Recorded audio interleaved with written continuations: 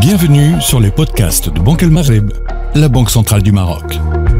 Dans ces podcasts, nous explorerons les différents aspects de l'économie marocaine, de la politique monétaire au marché financier, en passant par l'inclusion financière et le développement durable. Écoutez nos podcasts pour rester informés sur les enjeux économiques et monétaires du Maroc. BAM, le podcast.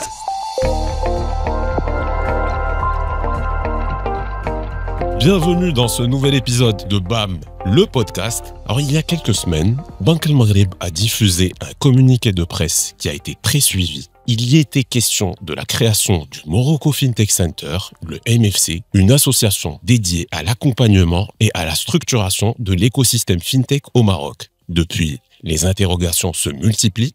Pourquoi ce centre ? Quel rôle va-t-il jouer ? Qui peut y adhérer et comment ? Pour répondre à toutes ces questions sur le MFC, BAM le podcast reçoit aujourd'hui celui qui en connaît tous les rouages, Monsieur Mostafa El-Helali, directeur exécutif du Morocco Fintech Center. Monsieur El-Helali, bonjour et bienvenue dans BAM le podcast.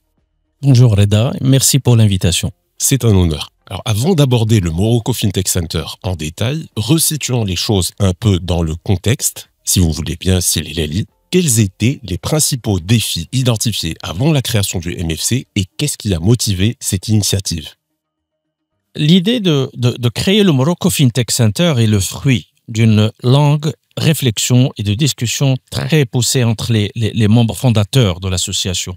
Aujourd'hui, les différents acteurs de l'écosystème fintech s'accordent sur un constat. Le secteur national fintech reste en deçà de son vrai potentiel, surtout si on le compare à certains pays africains.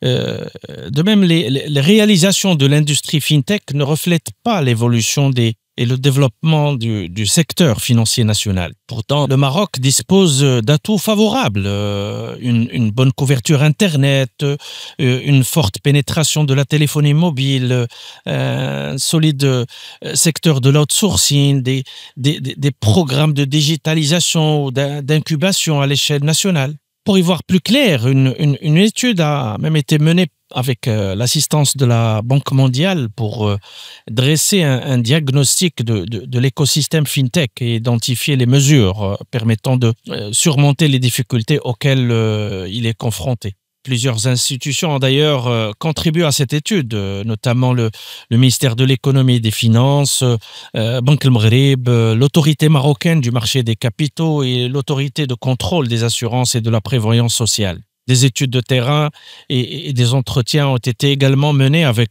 plusieurs acteurs publics et privés intervenant dans le paysage des fintechs. Quels ont été les constats majeurs de cette étude et en quoi a-t-elle éclairé la réflexion pour la mise en place du MFC ? Écoutez, après avoir souligné la faiblesse de l'écosystème de la fintech et le retard qu'accuse le Maroc par rapport à certains pays du continent, l'étude a abordé trois dimensions principales. D'abord, le cadre réglementaire, en termes notamment d'environnement réglementaire, de cadre opérationnel, de collaboration avec, bien entendu, les fintech ou de rôle de ces acteurs dans les priorités nationales. La deuxième dimension porte sur le système de financement à travers une analyse des cadres d'investissement existants, des flux de transactions et également de la notion de time to money. Également, il y avait une troisième dimension qui a porté sur l'écosystème fintech, qui couvre les volets liés à la gouvernance, au développement des talents, à l'infrastructure informatique ou technologique d'une manière générale, et également à l'aspect lié à la communication. Les recommandations de l'étude ont porté principalement sur, d'abord, la mise en place d'un organe de gouvernance centrale, sorte si vous voulez, de FinTech Hub, pour asseoir une stratégie nationale forte en matière de FinTech. Il y a eu également l'examen des adaptations à apporter au cadre réglementaire. Parmi les recommandations, il y avait également la mise en place de programmes académiques pour former les talents en technologie financière. L'étude a également recommandé de créer un portail FinTech, sorte, si vous voulez, de FinTech Academy pour centraliser les connaissances et les rendre accessibles ainsi que l'organisation de forums, par exemple, pour renforcer la visibilité de la FinTech, que ce soit à l'échelle nationale, mais également au-delà des frontières. Et également la création d'un fonds dédié à la FinTech pour donner une impulsion au financement de celle-ci, ainsi que le développement d'un cadre de financement standard pour homogénéiser et industrialiser le financement des FinTech. Il y a eu également, parmi les recommandations de l'étude, de la création de labels et des certifications FinTech pour aider les investisseurs à identifier les projets prometteurs. Donc, c'est les principaux constats et recommandations qui ont servi de base de départ pour approfondir les réflexions et les échanges entre les partenaires autour des attributions et des objectifs du Morocco FinTech Center. Une étude menée, des recommandations adressées, et c'est là qu'intervient ce pas décisif, la création du Morocco FinTech Center. Pouvez-vous nous expliquer concrètement ce qu'est le MFC et quelle est sa mission principale? Bien, le Morocco FinTech Center est une association qui a pour mission principale d'accompagner les FinTech et les porteurs de projets technologiques innovants dans le secteur, bien évidemment, de la finance. Ceci étant, il vise à stimuler le développement des technologies financières et à contribuer à l'émergence d'une industrie FinTech nationale à portée régionale. Pour mener à bien ces missions, le MFC dispose de plusieurs leviers, précisés d'ailleurs dans ses statuts, et s'appuiera également sur l'apport de ses membres fondateurs et de tous les acteurs de l'écosystème qui souhaitent contribuer aux activités de l'association et soutenir son développement. Qui sont justement ces membres fondateurs du MFC? Le MFC compte actuellement 15 membres. Nous, dans le tour de table de notre association, on retrouve 2 autorités gouvernementales, à savoir le ministère de l'économie et des finances et le ministère de la transition numérique et de la réforme de l'administration. Nous avons également les régulateurs du secteur financier, à savoir Banque El Maghreb, l'autorité marocaine du marché des capitaux et l'autorité de contrôle des assurances et de la prévoyance sociale. Nous comptons également parmi nos membres 4 autres institutions publiques. Nous avons le Fonds Mohamed VI pour l'investissement, nous avons l'Agence de développement du digital, la Société nationale de garantie et de financement de l'entreprise, Tamwilcom, et nous avons également le CDG Invest. Le tour de table de l'association comporte également des membres qui relèvent du monde académique. Nous avons l'Université Mohamed VI Polytechnique et nous avons l'Université Al-Akhawayn d'Ifrane. Le secteur privé également, il fait partie du tour de table de l'association à travers 3 banques, Tijari Wafa Bank, la Banque Centrale Populaire et Bank of Africa en tant que membre du bureau du GPBM. Et nous avons la société HPS ou High Payment System. Voilà. Sylvie Lely, je pose la question pour ceux qui n'ont pas été intégrés d'entrée de jeu et qui voudraient quand même rejoindre cette dynamique. Est-ce que le MFC est ouvert à l'adhésion de nouveaux membres? Question très importante. On avait essayé de l'adresser déjà dans le premier communiqué de presse qui a suivi la création de l'association. Effectivement, et comme cela a été acté au niveau de son premier conseil, le MFC reste ouvert pour examiner l'adhésion de nouveaux membres qui peuvent contribuer à son action et à son rayonnement, que ce soit à l'échelle nationale ou internationale. D'une manière générale, si vous voulez, tout acteur désireux d'apporter son expertise et sa contribution au MFC est le bienvenu. Alors, vous avez évoqué des autorités gouvernementales, des régulateurs du secteur financier, donc des institutions publiques. Avec autant de parties prenantes, j'imagine qu'il faut une organisation bien huilée. Comment est-ce que le MFC coordonne l'implication de ses membres et comment est-ce qu'il veille à ce qu'il y ait une synergie efficace? C'est simple. Tous les membres œuvrent de manière active pour assurer la réussite de cette ambitieuse initiative. Le MFC joue bien ce rôle de mise en cohérence des efforts des différents membres dans un climat de collaboration sain et constructif. Il faut dire qu'il y a eu déjà une bonne coordination entre les différents membres de l'association lors de la phase de préparation pour le lancement de l'association. Et alhamdoulilah, nous continuons sur la même dynamique et avec la même motivation. Lors du premier conseil d'administration de l'association, l'ensemble des membres du MFC ont pris l'engagement de conjuguer leurs efforts pour accélérer le développement de l'écosystème des fintechs. Si vous voulez, dans ce sens, leurs contributions respectives ont été examinées et les actions prioritaires du MFC ont été arrêtées. Je voudrais quand même signaler une chose importante que lors de cette même réunion, les membres du conseil ont désigné leurs représentants devant siéger dans le comité de suivi chargé de coordonner les travaux du MFC et assister le directeur exécutif dans l'accomplissement de ses missions.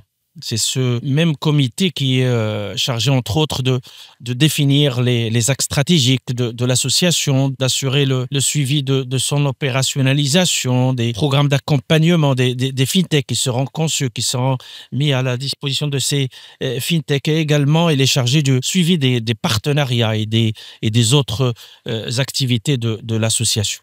Je voudrais juste signaler qu'à date d'aujourd'hui, le comité de suivi a déjà tenu ses premières réunions et il a même créé en son sein des groupes de travail qui se penchent sur les actions prioritaires. Une chose importante que je voudrais également signaler, que la coordination il est également assurée par un deuxième comité, qui est le comité technique et de sélection. Et ce comité, il a pour attribution d'établir le cadre d'éligibilité des porteurs de projets au soutien, si vous voulez, à l'accompagnement du MFC. Il est chargé également de la sélection des fintechs ou des porteurs de projets innovants qui répondent aux critères définis par ce cadre d'éligibilité. Alors, on commence à rentrer un peu dans le vif du sujet, mais on parle depuis le début de l'émission de FinTech. Il est vrai que c'est un terme qui est quasiment passé aujourd'hui dans le langage courant, mais il est important aussi de bien comprendre de quoi on parle. Sileli, comment est-ce qu'on définit une FinTech ? C'est très simple. Le terme FinTech est issu de la fusion de deux mots, qui sont la finance et la technologie, et qui désigne une entreprise qui met à profit les progrès technologiques pour innover dans le domaine de la finance. Je voudrais même également vous communiquer une définition qui a été donnée par le Conseil de la stabilité financière au terme FinTech. Le Conseil de la stabilité financière, il désigne ou il définit une FinTech, si vous voulez, comme une innovation financière fondée sur la technologie, et qui est susceptible de donner lieu à de nouveaux modèles stratégiques, à des applications, à des processus ou des produits ayant un impact important sur les marchés et les établissements financiers, ainsi que sur la prestation de services financiers d'une manière générale. Alors justement, que propose concrètement le MFC aux fintech marocaines ? D'abord, le Morocco FinTech Center constitue un guichet commun pour l'accueil des porteurs de projets FinTech dans ses locaux situés à Riyad, à Rabat, pour leur fournir des informations, notamment sur sa mission, sur le programme de ses activités et sur le cadre réglementaire. Il a aussi pour rôle de collecter des informations sur leurs projets et les besoins d'accompagnement. Le MFC, si vous voulez, il constitue un guichet commun dans le sens où il facilite les interactions sur les questions réglementaires entre les porteurs de projets et les autorités financières et de régulation. Et je vise par là, bien évidemment, le ministère de l'économie et des finances, Banque El Maghreb, l'AMMC et la CAPS. Il convient de préciser également que jusqu'à la création du MFC, chaque régulateur avait déjà son propre one-stop shop FinTech, ou, si vous voulez, un guichet unique pour accueillir les FinTech. Mais aujourd'hui, avec la mise en place de ce guichet commun, l'idée étant de canaliser et optimiser le dialogue avec les FinTech. Le MFC a aussi pour vocation d'accompagner les FinTech dans leur phase de démarrage avec des des programmes d'incubation et d'accélération, également dans leur phase de développement, notamment sur les plans technologiques et réglementaires. Ils devraient leur faciliter, par exemple, l'accès à des infrastructures technologiques, comme par exemple des plateformes API qui vont leur permettre de développer des solutions objets de leur projet. Et, bien entendu, ces solutions, ces plateformes seront mises en place avec la contribution des membres concernés du MFC. En cas de besoin, bien évidemment, on pourra également faire appel à des expertises externes, s'il le faut. Un autre point important quant à l'offre du MFC, c'est que notre association a pour vocation de promouvoir la recherche et le développement dans le domaine de l'innovation financière. Il a également pour mission d'accompagner la mise en place de formations et de programmes de développement des compétences dans ce domaine, et ceci en collaboration avec le secteur académique. Pour vous donner juste une idée, nous avons 2 institutions universitaires dans le tour de table du MFC qui sont l'UM6P et l'Akhawayn, avec qui nous avons déjà entamé des discussions sur ce qui peut être fait en termes de conception de nouveaux programmes de formation ou d'activités de recherche et développement. Sur un autre volet, l'association mettra en place une politique de communication et de sensibilisation et organisera des événements pour la promotion de la FinTech. D'ailleurs, la prochaine édition du GITEX Africa, qui sera tenue en avril prochain à Marrakech, sera sans nul doute une occasion pour le MFC pour aller à la rencontre des FinTech et pour échanger avec les porteurs de projets et plus généralement avec les acteurs de l'écosystème FinTech. Ceci étant dit, à ce stade, nous sommes en train de mettre en place, en collaboration avec les membres fondateurs de notre association, les prérequis nécessaires permettant au MFC d'opérationnaliser sa mission dans de bonnes conditions. Alors, on a là un très beau programme avec de l'accompagnement en termes d'incubation, d'accès aux infrastructures, d'appui réglementaire. Mais s'il est lié, on sait bien que l'un des nerfs de la guerre pour toute start-up, c'est bien sûr le financement. Comment le MFC compte-t-il soutenir les fintechs sur cet aspect et quels sont les leviers financiers mis en place? Il faut distinguer 2 types de soutien. Le premier concerne l'octroi par le fonds FinTech qui a été mis en place par Banque El Maghreb d'un soutien financier aux porteurs de projets lors de leur phase de démarrage et de développement. Le deuxième type de soutien apporté par le MFC consiste à faciliter aux porteurs de projets innovants leur accès au financement auprès des institutions gérant des fonds dédiés aux startups d'une manière générale et aux FinTech en particulier, auprès également du secteur bancaire. Je voudrais juste rappeler qu'à l'échelle nationale, il y avait des programmes qui ont été déjà lancés par plusieurs institutions, comme le ministère de la Transition numérique, de la réforme de l'administration, comme Temwilcom, comme le fonds Mohamed VI, comme CDG Invest, pour ne citer que ceux-là.